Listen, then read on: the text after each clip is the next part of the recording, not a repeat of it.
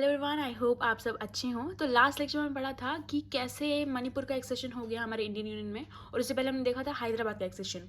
तो ये princely states के एक्सेशन के बाद जो प्रॉब्लम हमारे इंडियन गवर्नमेंट को फेस करनी पड़ी, बोथ प्रॉब्लम थी रीऑर्गेनाइजेशन ऑफ स्टेट्स की। तो अगर हम बात करें इंडिपेंडेंस से पहले की, तो जब ब्रिटिशर्स इंडिया में आए थे तो उनने कोई ऐसा एक प्रिंसिपल नहीं डाला था कि हाँ इस प्रिंसिपल के अकॉर्डिंग ही हमारे कंट्री में स्टेट का फॉर्मेशन होगा। उनको जो जगह एडमिनिस्ट्रेटिवली अच्छी लगी उन्होंने उस जगह को एज ए स्टेट बना दिया। इस तरीके से हम बाउंड्रीज को काफ कर दिया।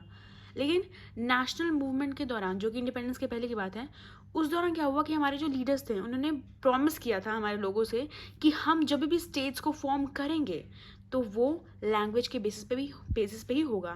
तो अगर कोई भी स्टेट है तो वो एक पर्टिकुलर लैंग्वेज को रिप्रेजेंट करेगा। तो इस तरीके के प्रोमिस किए गए थे नेशनल मूवमेंट के दौरान। Next point is that, in fact, after the Nagpur session of Congress in 1920, the principle was recognized as the basis of reorganization of the Indian National Congress Party.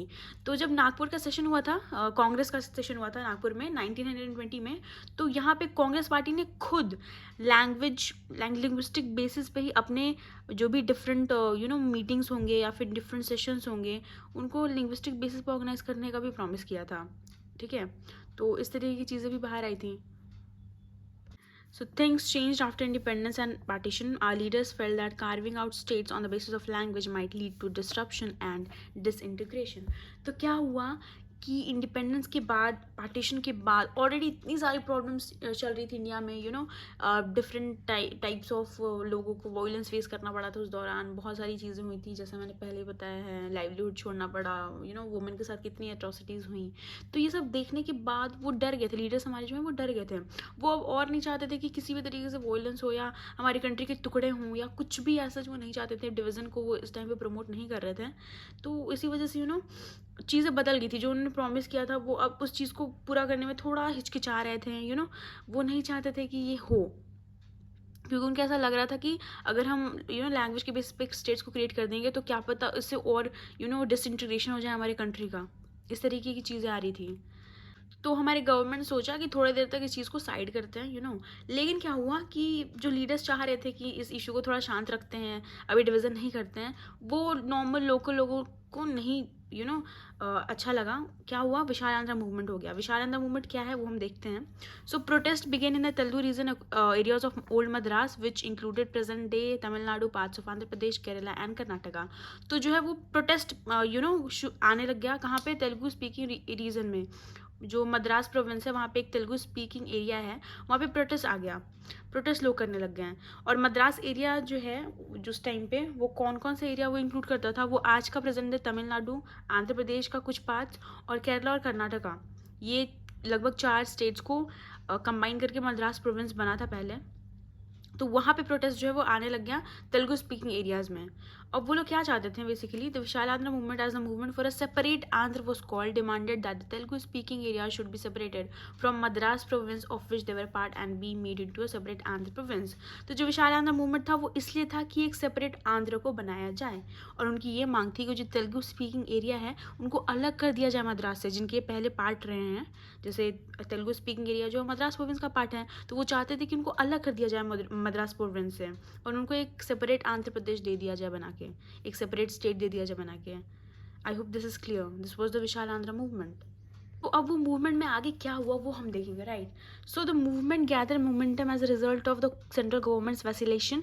Potty Sriramulu, a Congress leader and a veteran Gandhi, went on an indefinite fast that led to his death after 56 days. So basically जो momentum था, जो movement था, उसमें अलग ही एक speed आ गई। कैसे? क्या हुआ कि सेंट्रल गवर्नमेंट जो है वो कुछ डिसीजन नहीं दे रही थी। सेंट्रल गवर्नमेंट चुपचाप बैठी हुई थी। ये सब चीज़ें हो रही थी, जो मांग हो रही थी विशाल आंध्र मूवमेंट के अंदर कि उनको एक सेपरेट आंध्र प्रदेश चाहिए था, उसके लिए उसको वो नहीं देख रही थी। वो शांति से थी, वो कोई डिसीजन भी नहीं दे रही थी, वो कोई अपडेट भी नहीं कर रही थी। तो लोगों को ना गुस्सा आ गया। इस वजह से जो मूवमेंट है उसका स्पीड बढ़ गया। जब आप कुछ कर रहे हो और कोई सुन ना रहा हो तो आपको और गुस्सा आने लगता है। इसी तरीके से मूवमेंट में भी क्या हुआ कि जब गवर्नमेंट रिप्लाई नहीं कर रही थी, अपडेट नहीं कर रही थी कुछ भी, तो उनको क्या हुआ, मोमेंटम जो है उनके मूवमेंट का वो बढ़ गया। पोटी श्रीराम मुल्लू का यहाँ नाम आता है, जो कांग्रेस लीडर थे। वो एक इनडेफिनेट फास्ट पे चले गए, एकदम अनगिनत फास्ट पे चले गए, और उनकी डेथ भी हो गई उस चक्कर में 56 डेज के फास्ट के बाद। तो अगर किसी एक बंदे की डेथ हो गई, राइट, अगर वो कुछ किसी पर्टिकुलर रीज़न के लिए कर रहा है, उसकी डेथ हो गई, तो ये बहुत बड़ी न्यूज़ है, राइट। उसकी वजह से क्या हो गया ना, this caused a great unrest and resulted in violent outburst in Andhra region, people in large number took to strikes. तो इसकी वजह से बहुत वायलेंस क्रिएट हो गया, हर तरफ भाग दौड़ मच गई, लोग जो है स्ट्रीट्स पे आने लग गए हैं। Many were injured or lost their lives in police firing in Madras. Several legislatures resigned their seat in protest. Finally, the Prime Minister announced the formation of separate Andhra state in December 1952. तो क्या हुआ ना कि बहुत जो लोग streets पे आ रहे थे अपने जो उनका डिमांड पूरा नहीं होता उसकी वजह से, और साथ ही साथ जो डेथ हो गई पोती श्रीराम मुल्लू की, उनकी वजह से लोग बिल्कुल ना खुश थे गवर्नमेंट के साथ, और वो स्ट्रीट्स पे आ गए हैं। बहुत ज़्यादा वायलेंस हो रहा था, बहुत सारों की बहुत सारे लोग ने को इंजर्ड करना पड़ा था पुलिस फायरिंग में। मद्रास में क्या हुआ ना कि बहुत सारे लेजिस्लेचर्स थे जिन्होंने प्रोटेस्ट के चक्कर में क्या हुआ कि अपनी सीट ही रिज़ाइन कर दी। नाउ प्राइम मिनिस्टर ने फाइनली, जो उस टाइम पे जवाहरलाल नेहरू थे, उन्होंने बोला कि ठीक है, हम आपको एक सेपरेट आंध्र स्टेट देंगे बना के। कब? दिसंबर 1952 में। तो यहाँ पे क्या हुआ था, यहाँ पे फाइनली आंध्र प्रदेश को बना दिया गया था एक separate state. These struggles forced the central government into appointing a state reorganization commission in 1953 to look into the question of redrawing of the boundaries of states. तो बेसिकली अगर एक स्टेट बना था तो उससे बहुत सारे जो डिफरेंट रीजंस थे हमारे कंट्री के, वो मोटिवेट हो गए थे, और वो भी चाह रहे थे कि उनको भी डिफरेंट स्टेट्स में बांट दिया जाए। तो इस वजह से क्या हुआ कि हमारा जो सेंट्रल गवर्नमेंट है, उन्होंने एक स्टेट रिऑर्गेनाइजेशन कमीशन को अपॉइंट किया था 1953 में, और उन्होंने बोला था कि आप जो है वो स्टेट्स के बाउंड्रीज को रीड्रॉ करिए, वापस से बनाइए लिंग्विस्टिक बेसिस पे। तो the commission and its report accepted that the boundaries of the state should reflect the boundaries of different languages. तो जो कमीशन था, ये स्टेट रिऑर्गेनाइजेशन कमीशन, उसने ये फैक्ट को एक्सेप्ट किया कि हम जब भी रीड्रॉ करेंगे बाउंड्रीज स्टेट्स की, तो वो स्टेट्स जो है वो डिफरेंट लैंग्वेज को, डिफरेंट स्टेट्स जो है वो डिफरेंट लैंग्वेजेस को रिप्रेजेंट करेंगे। That should be clear. On the basis of its report, the State Reorganization Act was passed in 1956. This led to the creation of 14 states and 6 union territory.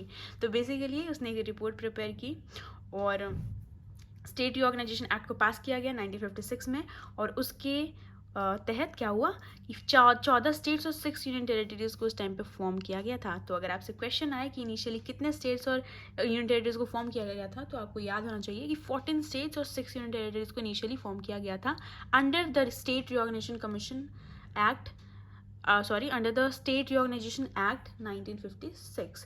तो ये एक basically एक hierarchy है, उसको याद रखिएगा कि 1952 में आंध्र प्रदेश बना, उसके बाद 1953 में स्टेट रिऑर्गेनाइजेशन कमीशन को अपॉइंट किया गया सेंट्रल गवर्नमेंट के द्वारा, और 1956 में उस एक्ट को, स्टेट रिऑर्गेनाइजेशन एक्ट को पास किया गया, और उसके तहत क्या हुआ कि 14 स्टेट्स और 6 यूनियन टेरिटरीज को बांट दिया गया था, right. So I hope this is clear. आज के लेक्चर में इतना ही, और ये चैप्टर यहीं पे होता है ख़त्म। I hope you all have got the points of the different topics. So thank you so much for watching, and keep learning, keep supporting, and I'll keep making videos for you. Thank you.